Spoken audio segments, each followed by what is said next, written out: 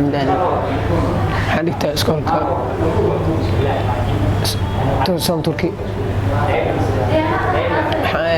waxaan baranayaa muddo ilaa 5 bil wax badan oo ka faa'iido ma sha Allah luqadda markaa bilaabay abuku wada arkay luqadan soo ku bariyay niida ku jirto soo ku baranay laakiin luqadda oo fudud waaye niidan waxa soo gashay luqadan Soomaalihan loo akhriyaa luqad badan ma runtu ay fududaan in luqadaas bartaan oo ku celceliyaan filmaanta oo fiirsadaan niidan ka bixin in luqadan dhibtahay in fududaysan بسم الله الرحمن الرحيم magacaygu waa Fadxi Maxamed Dilowle waxaan ka mid ahay ardayda dhigata Som Turkey School waxaan ahay ardayda ka dhigata luqadda Turkiga ilaa hadda marka ku soo biiray ilaa hadda waxa dareemayaa isbedel aad u fiican anoo hadartan ku hadli kara isku day kara inaan ku hadlo luqadda sababaha aan ugu soo biirana waxa ka mid ah inaa jecelahay luqadda Turkiga ku hadalkeeda anoo ah arday hadda jaamacadda dhameeyay saadaalasigeena rajeynay inaan masterkayga ka dhigto Turkiga faa'iidooyinka aan ka helay oo ka bartay waxa ah inaan luqadda Turkiga hadda ku hadli karo awal anoo aan garanayn ku hadalka luqadda Turkiga ka dirta aad u weyn inaan fahmi karo kuna hadli karo isbedel aad u weyn aan dareemi karo oo iskoolaatiyiisa u sareyso laana hena waxbarasho tayo leh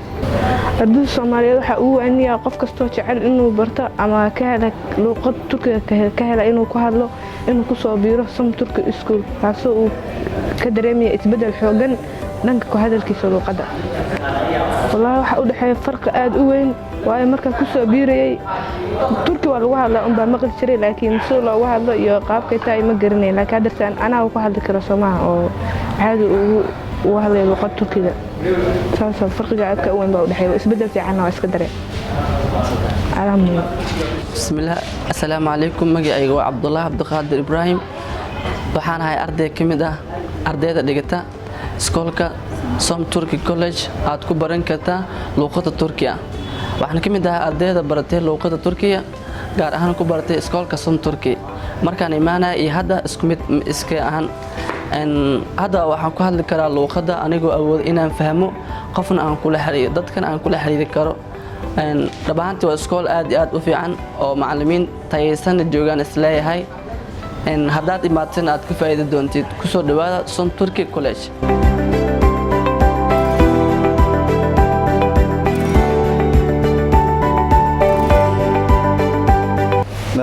مرحبا نصين إيه مسين سسين تشكر لك بنت هي بني أكون قلاية سنة دينا بني آدم بشير أبو العالي سنة رسين سوماليين سن رسين بين سوماليين سنة تدريسون بين هولندا وتريوسون سن أقول نك يرسون أقول Som Turkey كديرهم عرب بجاج إليه كديرهم سن هذين أقول Som Turkey كديرهم سنين عنا أدنى فاهمة شكرا لك مرحبا بني معدن محمد سنين عدنة بني عدن مهزة نسل سن إيم سنة سنة تشكر إدريم بين إيم ممنون ألدم ندى دكتور يوم بني جرس بالي دكتور يوم سن نرد دكتور سن خدام دكتور يوم سن نرد سن بين سوماليين قريش هاش قلب دنيس بسم الله الرحمن الرحيم halkan waa Som Turkey School ee magaalada Muqdisho oo iskool bixi luqadda Turkiga iskoolka wuxuu bixiyaa koorsooyin ahaat luqadda Turkiga taasoo muddo kooban ardayda lagu bari doono koorsada waxa waaye waxay leedahay level oo ardayga ilaa iyo heerka levelka sare ayuu ka gaari karaa kolkaas oo uu ardayga si toos casharada galaaska ugu soo xaadiray hadii uu joogo magaalada Muqdisho misal hadii uusan joogin qaab online ah jiro oo ardaydii ayagoo ka maqan magaalada Muqdisho ma joogaano gobolada dalka misaajiraanaba dalka Turkiga luqadii si wanaagsan ay ugu hadli karaan sidoo kale inta koorsada markii ardaygu dhameeyo wuxuu qaadan doonaa shahaadadaas oo shahaado la aqoonsan yahay boqolkiiba boqolna markii uu shaqo ha ahaato mise ahaado markuu codsanay jaamacadda Turkiga aanan wax khasab ah luqad inuu barto loo dhigin midda kaleento anagu xaruntan waxay ku taallaa magaalada Muqdisho degmada Hodan Taleex dhabarka dambe magaalada Fatay Taleex markii hadda daliil iskoolka Somturki School iskoolka kaliya hadda luqad si khaas ah ardayda af Soomaali ahaan oo u sharxo taasoo ardaydeena boqolkiiba boqol ka caawinaysa inuu casharada af Soomaali loogu sharxay inuu haddana Turki haddana oo hadhowtiina toos u casharada iyo wax waliba Turkiga oo la qabsan karo marka aynu soo dhaweynayna ardaydeena anagu bil walba waxaynu qabanaa fasalayno qabanaa bilow ah oo ardaydii doonaysa luqadda inay bartaan ay ka faa'iideysan karaan marka hadda ay taagan Turkiga keento waxa dhowtii qofkan luqadda aqoon keento dhowtii waxa ku adkaanaysa inuu la qabsado taasoo hadhowtii dib ku noqonayso inuu la qabsigii iyo waliba fahankiiba maanta waxaan ku faraxsanahay in luqadda Turkiga